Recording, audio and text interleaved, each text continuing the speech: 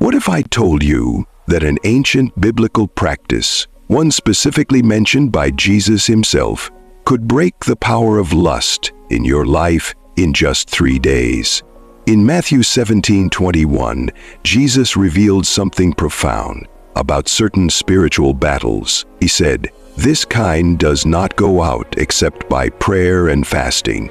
Today, I am going to reveal a 3-day spiritual fast that has helped thousands break free from the chains of lust. A specific biblical approach that most believers have never heard about, despite it being hidden in plain sight throughout Scripture. And, I promise, by the end of this video, you will understand why this particular approach works when willpower, accountability, and even regular prayer have failed. Before I reveal this 3-day process, we need to understand why most approaches to overcoming lust ultimately fail. Most believers try these 3 common strategies. First, behavioral modification, blocking websites, accountability software, or avoiding triggers. While these can be helpful tools, they only address symptoms, not the root. Second, increased willpower, trying harder, making stronger commitments, feeling more guilt. But Jesus never taught that freedom comes through more human effort. Third, general prayer, asking God repeatedly to take away the temptation. Yet this approach often leads to frustration when the temptations persist. Here is what most spiritual teachers completely miss. Lust is not just a behavior problem or even a thought problem. It is a spiritual stronghold that operates on multiple dimensions. In 1 Corinthians 10:4, Paul reveals, "The weapons of our warfare are not carnal, but mighty in God for pulling down strongholds."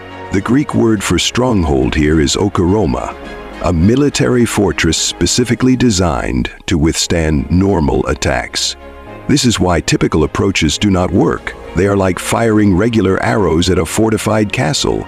You need spiritual weapons specifically designed for this battle.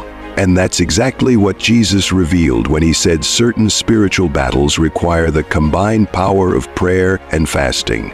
A truth that's been hidden in plain sight for generations. The connection between fasting and spiritual breakthrough is not just mentioned once in Scripture. It is a consistent pattern from Genesis to Revelation.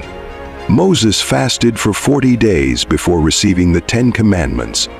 Esther fasted for 3 days before confronting the king to save her people. Daniel fasted before receiving his most profound visions. Jesus himself fasted 40 days before beginning his ministry. But here is the revelation that transformed my understanding. Fasting is not just a way to show God we are serious. It is a mechanism he designed to recalibrate our entire being, spirit, soul, and body. Isaiah 58:6 reveals the specific purpose of biblical fasting. Is not this the fast that I choose, to loose the bonds of wickedness, to undo the straps of the yoke, to let the oppressed go free, and to break every yoke? Notice the language here. Loose bonds, undo straps, let the oppressed go free, break every yoke. This is not a poetic metaphor. It is describing spiritual liberation from bondage. And in case there was any doubt about fasting's power, Jesus himself stated in Matthew 17 that certain spiritual battles can only be won through this specific combination of prayer and fasting. But here is what changes everything. The specific type of fast matters tremendously. Not all biblical fasts serve the same purpose. Through studying Scripture and working with thousands struggling with lust, I have discovered a specific 3-day fasting protocol that targets the unique spiritual, mental, and physiological aspects of sexual bondage. This is not just spiritual theory. It is a transformative truth that has set countless believers free from cycles they thought they had never escaped. Before I reveal the specific 3-day fasting protocol, you need to understand the 3 dimensions of lust bondage, because each requires a specific approach within the fast. Dimension 1, physical appetite connection. In Romans 8:13, Paul writes, "For if you live according to the flesh, you will die. But if by the Spirit you put to death the misdeeds of the body, you will live. What most believers miss is the physiological connection between different appetites. The same brain pathways that regulate hunger also influence sexual desire, which is why fasting specifically targets lust, in ways other spiritual disciplines do not. When Jesus fasted in the wilderness, the first temptation the devil used was appetite-based. Turn these stones into bread. Devil understands that physical appetite is often the gateway to spiritual compromise.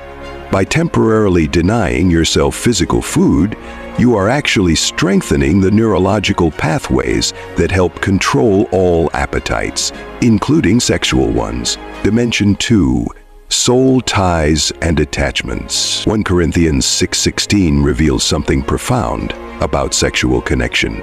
Or do you not know that he who is joined to a prostitute becomes one body with her? For as it is written, the two will become one flesh. This verse reveals that sexual sin creates spiritual attachments, what many call soul ties, connections that remain long after the physical act, influencing thoughts, desires, and spiritual reality. Fasting specifically weakens these attachments by temporarily detaching us from physical dependencies, creating space for spiritual liberation. Dimension 3. Spiritual perception and authority. In Ephesians 1:18, Paul prays, "I pray that the eyes of your heart may be enlightened in order that you may know the hope to which he has called you." Fasting heightens spiritual perception, your ability to discern God's voice, recognize spiritual attacks, and see from heaven's perspective. When your spiritual perception increases, temptation loses its deceptive power. As James 4:7 promises, resist the devil, and he will flee from you. But resistance requires recognition first. Each day of this 3-day fast targets one of these dimensions, creating a comprehensive approach that addresses lust at every level of your being. If you enjoyed this video, do not forget to drop a comment below letting me know you want a part 2. Make sure to subscribe so you do not miss it. Until next time, see you in part 2.